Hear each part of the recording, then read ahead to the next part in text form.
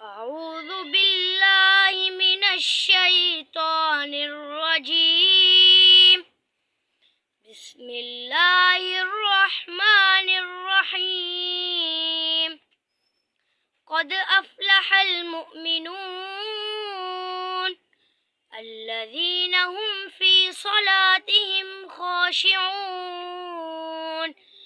والذين هم عن اللغو معرضون والذين هم للزكاة فاعلون والذين هم لفروجهم حافظون إلا على أزواجهم أو ما ملكت أيمانهم فإنهم غير ملومين.